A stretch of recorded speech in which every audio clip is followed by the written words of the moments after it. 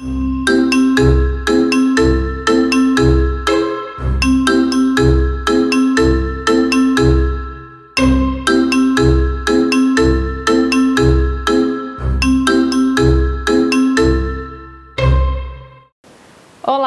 O Papo Literário de hoje é com o advogado e escritor João Bosco Abeiro. Ele lançou agora no finalzinho de 2017 seu segundo livro, 1001 Jazigos, que é a primeira ficção. Muito obrigada por estar aqui conosco hoje, seu João.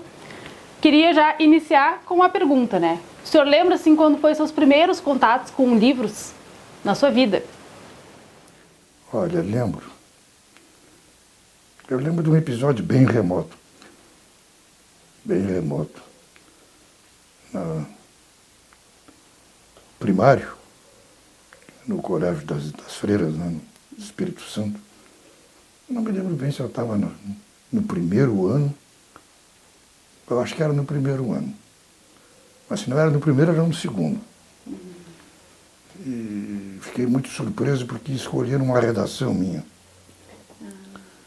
para publicar num jornalzinho que se chamava Ibagé. Às vezes eu até tenho curiosidade de ver se está lá o meu artigo, né? Pode estar, né? Mas foi também Fernanda, foi também uma decepção muito grande, um primeiro choque que eu recebi, com todo o respeito às queridíssimas irmãs lá. É que a reminiscência, quando a gente vai contar, tem que ser verdadeira, né? Claro. Quando saiu o jornalzinho, eu me deparei com um artigo meu muito melhorado, muito retocado. Eu fiquei horrorizado. E fui falar com a minha mãe, pragmaticamente, e mãe que era, né, super orgulhosa com a escolha do... Não, isso não tem importância nenhuma e tal, né? Tomou o lado da Madre Superior, mas eu senti ali aquele choque de ver uma coisa que não era bem assim, né? A minha redaçãozinha estava melhorada por tudo que era lá. Eu acho que eles não fizeram por mal, né? Acho que não tinham noção de que aquilo era um atropelo, né? Mas essa foi a sua primeira experiência como escritor, né? Não, é que daí marca, eu sempre li, que me tenho por gente, foi lendo.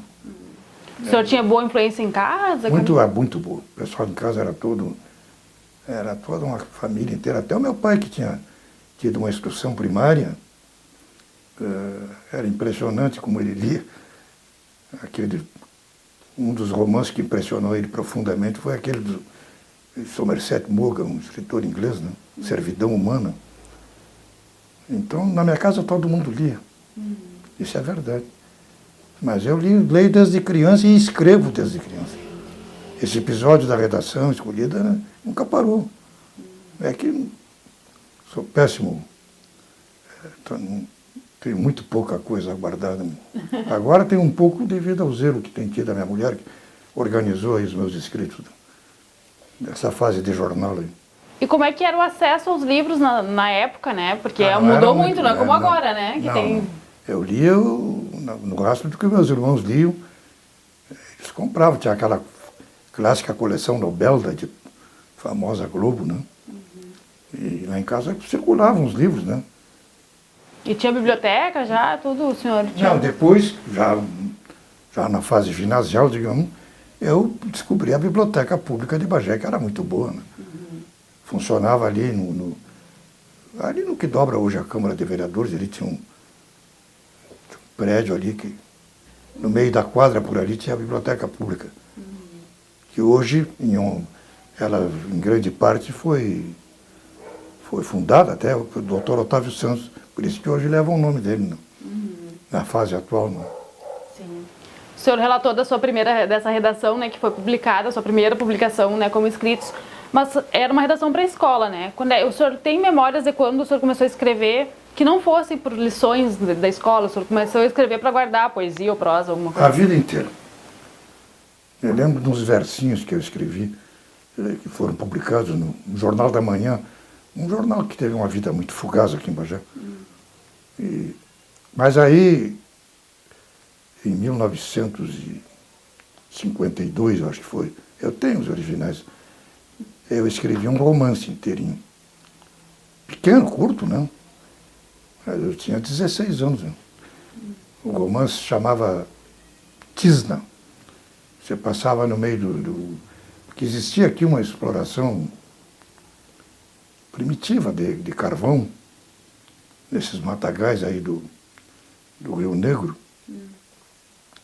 E em pequena escala, lá nos campos do meu pai, ali na mina, ele permitiu para 2 ou 3 amigos também que fizessem essa forma rudimentar de produzir carvão vegetal, umas espécies de forno. Aí o meu romance se passava entre carvoeiros, mas entre uma comunidade de carvoeiros, inventada por mim, naturalmente, mas que existiam na realidade. Então, inspirado na realidade. O romance Tisna. Esse eu tenho guardado. É, claro, uma obra escrita por um menino de 16 anos. É claro que deve ter. É completamente primário. Não? Depois escrevi outro, que eu nem sequer tenho os originais. Aroeira. Passava também no meio rural. Não? Mas nunca foram publicados? O senhor só tem a... Sempre fui um escritor de gaveta. Não? À exceção dessa fase do Correio do Sul e do Minuano, no caderno de sábado, alguma vez, publiquei alguns poemas. Eu escrevo também prosa e poesia. E o senhor fez algum curso, alguma qualificação, alguma oficina literária? Não, ou não? Nada. Foi tudo autodidata, digamos assim, na escrita? Nós tínhamos uma turma, né? Integrada pelos amigos meus, saudosos amigos, o Ramon Carlo-Vaine, um primoroso escritor, irmão do poeta Ernesto Vaine, depois o Ito Carvalho, que não escrevia, mas era cinéfilo, depois tinha Wilson Afonso Cope Santos, filho do Dr. Otávio Santos, era um intelectual, e nós éramos em grande parte influenciados por Ernesto Costa, que tinha sido diretor da biblioteca, e era um homem muito, sobretudo intuitivo, né? E a gente depois o nosso grupo incorporou no grupo de Bagé, dos pintores, que quando vinham a Bagé, houve um tempo que um deles, o Danúbio Gonçalves, teve um ateliê ali naquele prédio, salinha ali, né? E no ateliê dele se formava também um grupo e esse convívio intenso. E havia muito rigor. Eu me lembro que, contrariamente ao que depois eu vinha constatar à distância, a gente não se reunia para aplaudir uns aos outros, não. Caminhava a ripa, né? Eram críticos. Expressão frequente era, mas isso está muito ruim. Isso está muito ruim. Então, a crítica era rigorosa. Isso eu acho que, se bem que possa ter deixado algumas sequelas, ou possa ter sido, mas fundamentalmente deve ter sido muito bom. A gente aprendeu a ser exigente. Sim. E eram várias opiniões, né? Que era um grupo grande. Várias opiniões. E o senhor ainda tem gente contato? de muito talento, né? O Ernesto Vaine deixou ali uma obra aí primorosa, aí, tanto em verso como... em verso, principalmente. E o senhor ainda tem contato com o seu Danúbio ou não? Com quem? Com o seu Danúbio? Muito pouco. Com o Danúbio, muito pouco. É o último remanescente que tem do grupo. Eu entrevistei já ele. Tem notícias dele, às vezes, que está bastante idoso e tal. Mas teve uma importância muito grande dentro do grupo de pintores. Bom, o senhor é advogado, né? No direito se lê muito, se escreve muito, ainda que seja bem técnico, especificamente técnico, mas é necessário um contato com a literatura, né? O senhor acredita... O que levou o senhor a escolher essa profissão? Tem a ver com essa relação de escrita e de leitura ou não? Eu acho que tem. Eu acho que tem. Eu tive a opção, exatamente dentro disso que você está falando, eu tive a opção, quando foi fundada a faculdade em Bagé aqui, de seguir letras. Aliás, o Ernesto Vaine estava empenhadíssimo em que eu e o Ramon cursássemos letras. Mas eu convivia muito, tensamente, com Otávio Santos. eu diria, com uma relação quase filial, porque ele é bem mais velho que eu. E o doutor Otávio, eu levei essa minha dúvida shakespeariana, essa, entre o direito e a literatura, e ele disse, não, mas o advogado, o direito envolve a literatura, exatamente. Tem uma amplitude muito maior, que não vai deixar de ser escritor, e a literatura vai ter restringido, e até também como meio de sobrevivência. A advocacia me oferecia muito mais. Foi isso que eu levei. Mas é como você está afirmando, né? Não se pode conceber o direito sem literatura, né? Sim, é. O verdadeiro advogado tem que ter uma cultura meio humanística ampla. É. E para argumentar em cada processo também é necessário bastante escrita, leitura, né? E o seu João advogado e o seu João escritor, eles se confundem ou eles são bem distintos? Eu acho que se confunde, não sei, eu acho que se confunde. Acho que tudo aquilo que eu escrevi na minha militância forense tem muito que ver com tudo aquilo que eu li, né, com tudo aquilo que eu escrevi. A sua estreia na literatura foi há 20 anos, né? Com um ensaio filosófico. Foi. Eu queria saber o que levou o senhor a escrever sobre um assunto que ele é bem complexo, né? Que não depende só da sua imaginação. É o seguinte, esse livro, de certa maneira... Linguagem versus realidade, linguagem né? versus realidade, ele marca a minha ruptura com o marxismo. Ele é praticamente um folheto, né? Poucas páginas. E tendo rompido com o marxismo, eu fiquei um pouco, digamos assim, exposto a outras correntes de pensamento. E estava muito em voga, me influenciou muito, me impressionava muito, noções de física quântica, naquilo em que eu pudesse apanhar como leigo, né? Porque a física quântica é difícil, eu vejo ele balançando a cabeça afirmativamente. É quase impenetrável para quem não tem aqueles rudimentos fundamentais. Né? Mas escritores de física quântica, aliás, físicos quânticos, conseguem escrever livros que dão acesso aos princípios, né, para o leigo. Uma linguagem não técnica. E eu estava muito influenciado e comecei a pensar na relação que pudesse haver entre a linguagem e a realidade, partindo de um divórcio, digamos, fundamental entre esses dois conceitos. Sendo a realidade unitária, o holos, palavra grega que quer dizer tudo, todo, sendo o todo só compreensível a partir de sua integridade, e sendo a linguagem por natureza binária, ela é o sujeito e o predicado, o nome e o verbo, ela não poderia exprimir. Então, a linguagem humana, mas o livro deixa muito claro que a linguagem humana está na base de tudo que nós possamos fazer como ente social. Aqui se diz um poema, um barco, a descoberta de um remédio, são tudo fruto da linguagem. Todavia, ela está afetada por essa deficiência fundamental. A linguagem jamais vai nos dar a realidade. O que a realidade realmente é? Através da linguagem nós criamos uma realidade humana. É esse que é o tema do livro. Mas aí o livro não tem uma acessibilidade assim, digamos. Tanto que eu costumo contar a piada de um grande amigo que eu tive, falecido. Eu não vou dizer o nome porque ele não gostava que eu repetisse a piada dele. Ele teria dito, comecei a ler o livro do Abeiro, e aí cheguei à conclusão, eu estou bêbado, né? Eu devo estar bêbado. Então ele parece hermético, agora a linguagem é simplíssima. Essa foi a minha primeira experiência aí no mundo da filosofia. E o que levou o senhor a acreditar que nesse momento era o momento certo de lançar um livro, que o senhor tinha um material para um livro, né, que o senhor se tornou um escritor de fato? É aquilo, né, Fernando? É a famosa mosca azul, né, que nós chamamos do político.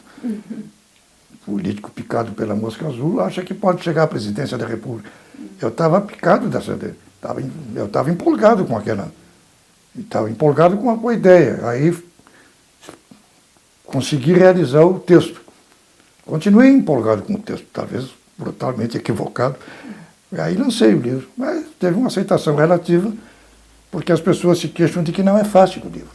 Eu gostaria de fazer um preâmbulo antes da tua próxima pergunta, para dizer o seguinte: eu acho que o escritor é a pessoa menos indicada para falar de seus próprios textos.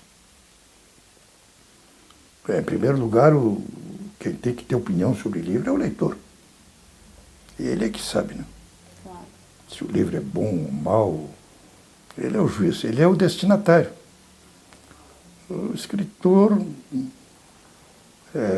que ele disser sobre o livro é suspeito, né? Temos depois também a opinião dos críticos, sempre valiosa, respeitável. Acho que a crítica literária tem uma importância, mas o que menos importa é o que diz o escritor. Mas, em todo caso, a gente está sendo entrevistado. Podemos... Mas não é a sua opinião, né? Eu estou falando sobre a história, né? Sim, e quanto tempo o senhor levou para escrever o livro, o primeiro?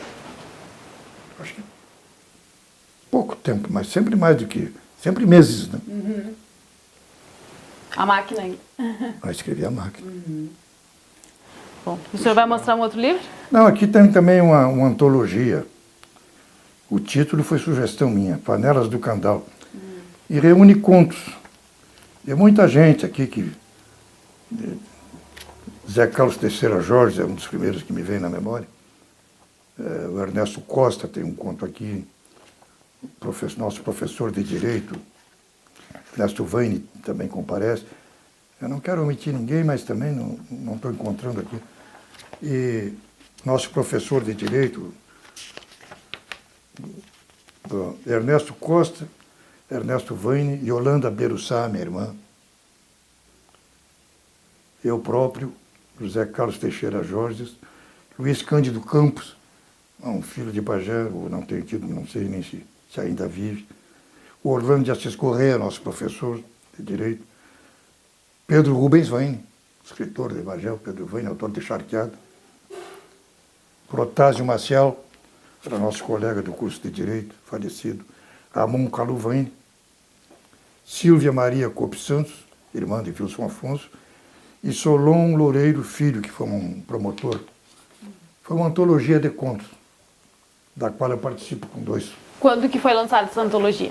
Essa antologia, vamos ver se tem um ano aqui. Como é que foi esse processo também? Como é que vocês decidiram juntar e fazer um livro? 1977. 77. Como é que vocês decidiram lançar esse livro?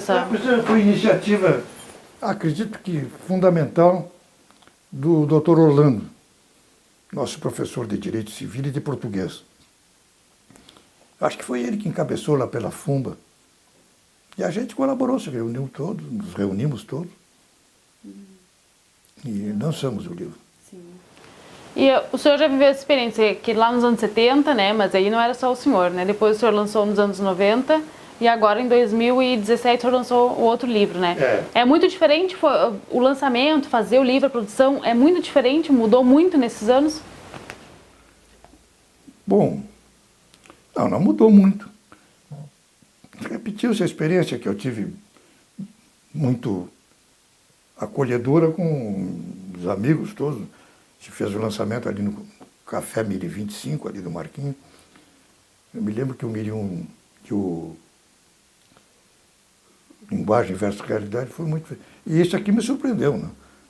E foi um lançamento, não sei se se deveu em grande parte ao zelo, ao empenho da minha sobrinha, a Lala, e a gente, eu e a minha mulher aqui também por telefone, convidamos muitas vezes, e compareceu muito mais pessoas do que eu imaginava. E como é que foi o processo de produção de 1001 Jazigos? 1001 Jazigos, posso mostrar? Pode. Como que foi o processo de produção? Quanto tempo o senhor levou escrevendo? Esse sim teve uma gestação longuíssima. Durante muitos anos, décadas, essa ideia germinou. E eu nunca me sentia encorajado a abordá-la. Ficava só aquele embrião, daquele tema, extraído de um fato da realidade mesmo. A história gira em torno de um marmoreiro que resolve utilizar os fragmentos da sua oficina, onde ele lavrava as lápides, e que, quando tinha que remover lápides, colocar, frequentemente se quebravam muitas, não podiam ser reaproveitadas, e sobrou aquele acervo de pedaços de lápides funerárias. E quando ele se aposentou, ele resolveu calçar o pátio dele com aquilo. Aí começa a trama, né? A sua inspiração é numa pessoa que existiu de verdade? Existe ou existiu? Sim, o eixo, sim. Agora é um livro essencialmente de ficção. Embora haja personagens que lembrem personagens conhecidas, o livro é radicalmente um livro de ficção. Seria uma história de uma cidade que poderia ser Bagé, né? Mas não quer dizer que retrate Bagé. Como eu digo, costumo dizer, os escritores não poderiam viver sem os historiadores. Os historiadores nos dão os marcos sobre os quais devam virar os relatos. Mas é só isso. O escritor não tem compromisso algum com a fidelidade histórica, né? Sim. Ele se baseia, se apoia naqueles elementos que os eruditos, historiadores lhe fornecem, mas ele é livre, né, completamente. E a sua inspiração vem do seu cotidiano, de coisas que o senhor observa? Como é que é esse processo? São vários enredos, né? Como é que foi esse processo de juntar tudo? Então, aí as pessoas, aliás, pode ser até que com muita propriedade, muita razão, mas não foi. Está escrito aqui romance, grande parte, esta audácia aqui de colocar romance, se deve ao prefácio maravilhoso que fez o Chico Botelho. Assim ele o denominou, porque alguém já me falou, é uma reunião de contos. Não é uma reunião de contos. Embora o livro se apresente de uma maneira rara, porque a unidade que toda obra de arte deve ter, a unidade dele é sutil. Ele parece um livro de contos, mas não é. Porque todas essas historietas breves, esses textos esparsos com sabor de crônica, todos eles, assim como o mosaico do personagem que se chama Sandoval Valdívia, assim como o Sandoval Valdívia foi compondo um mosaico no pátio dele, assim também o escritor imaginou fazer a coisa. Então esses fragmentos todos, pequenas histórias, breves relatos, que pareceriam desconexos, todos eles convergem para um efeito. Daí que eu digo que tem a unidade do livro. Agora, se essa unidade foi lograda ou não, aí com os leitores. Né? Claro. Não é? E o senhor tinha uma disciplina, todos os dias, das 8 da manhã às 10 da manhã, o senhor escrevia o livro ou não? Era aleatoriamente? Não. Eu sou daquelas pessoas que sofrem um deslumbramento do computador como máquina de escrever. Deixemos de lado outras considerações da internet. O computador, quando eu escrevia nas minhas máquinas, eu tinha uma maquinazinha muito precária, levava nas minhas idas e vindas para a campanha, e eu escrevia ali. Eu pensava, mas o homem não, será que não vai inventar uma coisa que se autocorrige? E não é que inventou mesmo. Né? Então, para nós, da geração antiga, o computador é algo fantástico. Sonho, né? Porque o texto vai se corrigindo, você vai inserindo palavras pelo meio, escrevendo umas sobre outras. Está sempre enxuto. sempre terminado. Retoma para refazer, mas ele, uma nova versão quase. Não tem que estar fazendo uma nova página, é aquela mesmo. Então, se tornou muito mais agradável, não? Escrever. E nessa era do computador eu escrevia, mas sempre sem disciplina nenhuma. Assim. E o senhor tem planos literários para o futuro? Tem livros por vir? Olha, me disse o Benfica, no tempo da nossa convívio, lá eu às vezes falava sobre determinados projetos, isso já faz quase uma década ou mais, e ele costumava dizer com muito humor, o senhor não tem tempo a perder, advertindo a respeito. Então, projetos nessa altura da vida, mas tenho um. Já escrevi até, e vai meio no sentido parecido. Não que vá repetir nada, mas talvez venha para, como é que se pode dizer, acentuar a experiência do Miriam Jazigos. É um livro que o título seria Lã de Garra, explicando a lã nobre, a lã que sai do lombo da ovelha e dos quartos, ela é atada, ela forma o que se chama velo. Então, quando ela é embolsada, é velo a velo.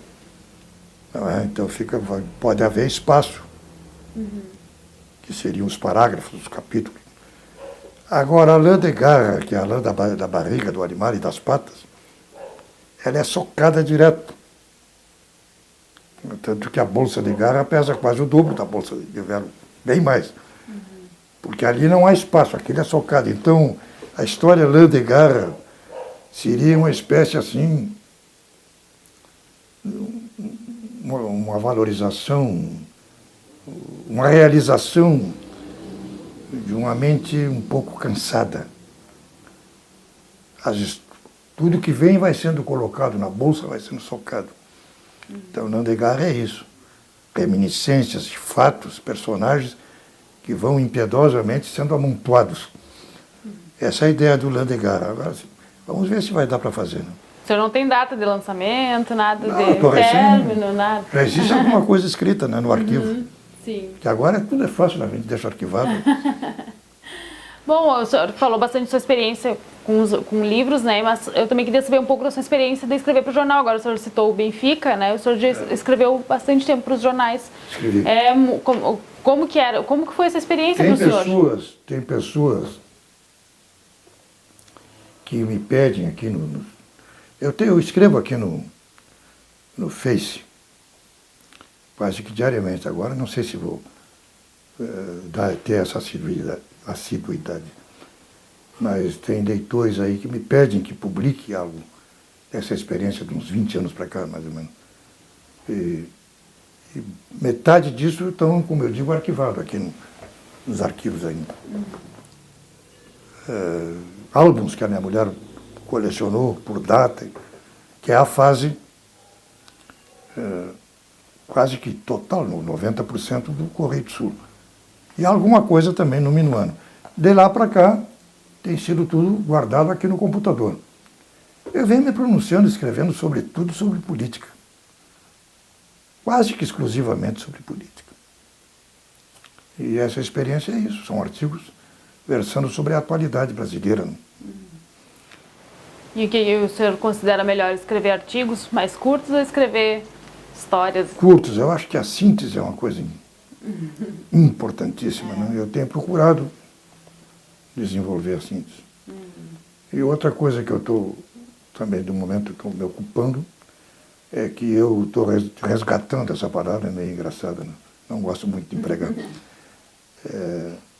Uma frustração da juventude que se refere ao latim.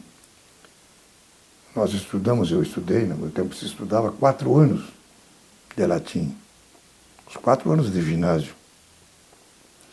E eu saí do ginásio com escassíssimos rudimentos de latim e até um pouco de raiva de ojeriza. A gente não gostava. Infelizmente, o ensino que tinha muitos méritos. Não se trata aqui de fazer nenhum esculacho, mas o ensino do salesiano que eu não consegui infundir atrativo por encanto do latim, né? A coisa prodigiosa que é a língua latina. E não deu. Então eu saí de 4 anos praticamente de mãos vazias.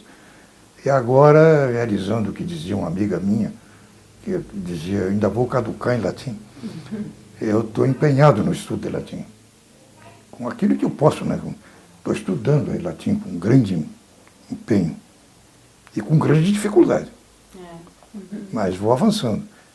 Porque eu tenho uma ideia, Fernando, que pode parecer um pouco estapafúrdia, né? Mas eu acho que quem faz um estudo de latim está tirando uma especialização suprema da arte de escrever. Quem sabe ler em latim os clássicos já está fazendo um curso superior.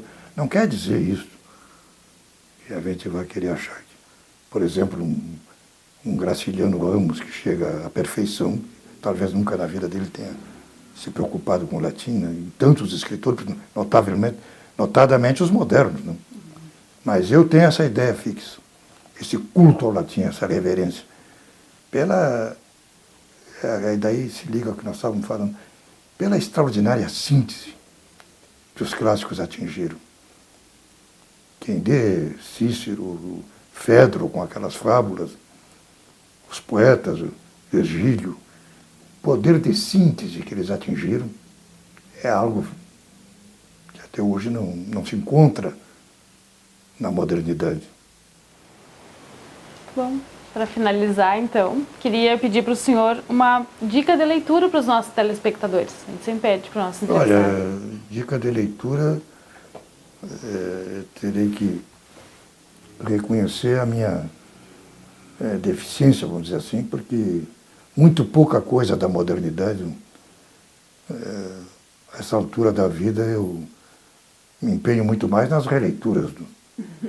Então, O senhor está com uma estante cheia. sempre que posso. Por exemplo, tem que ler o Quixote. Acho que sem ler o Cervantes.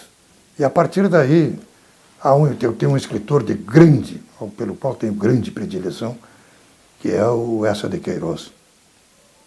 E da obra de Eça de Queiroz, que eu tenho completa ali, eu destaco A Ilustre Casa de Ramírez. Um livro que eu acho que eu já li mais de releitura constante. É assombroso, uma coisa. E aí aprecio muito a poesia do Lorca, Federico Garcia Lorca.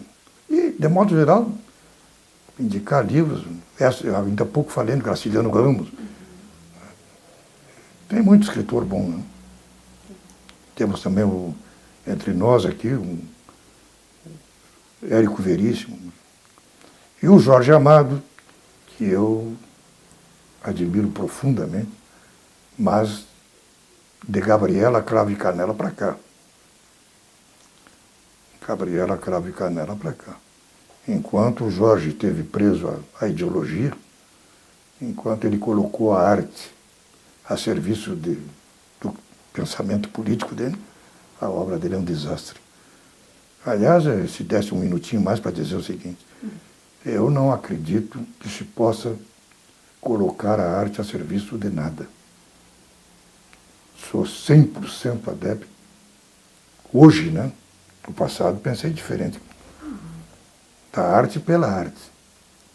A arte só tem compromisso com a verdade. Não tem compromisso com nenhum propósito. O escritor não pode pegar seus personagens, que não são dele, totalmente, ele não é propriedade dele. Ele não pode pegar os seus personagens e pô-los a serviço de nada. Não pode. O personagem é o personagem com a sua vida própria. Ele tem que saber tratar tanto o vilão como o herói a partir de uma imparcialidade absoluta. Ele não é juiz. O escritor não é juiz. É um artista criador. E o compromisso dele é com a verossimilhança. Ainda que ele escreva que o tema dele seja um absurdo. Não quer dizer que ele tenha que ser realista no sentido estrito. Ele pode, por exemplo, ser como o Gabriel Garcia Marques, com o realismo mágico dele. Mas verossímil. Ele tem que escrever o absurdo de maneira que o leitor ache compatível com alguma realidade, a realidade aquela criada pelo escritor. Sim. Mais alguma pergunta? Não, vou agradecer o senhor por ter aceito o nosso convite, né? Muito obrigada, então, seu João, por estar aqui conosco Agradeço hoje. Agradeço eu essa oportunidade de ter esse papo, né? O Papo Literário. E o Papo Literário encerra aqui. Nós voltamos no próximo domingo, a partir das 7 horas da noite. Tenha uma boa leitura!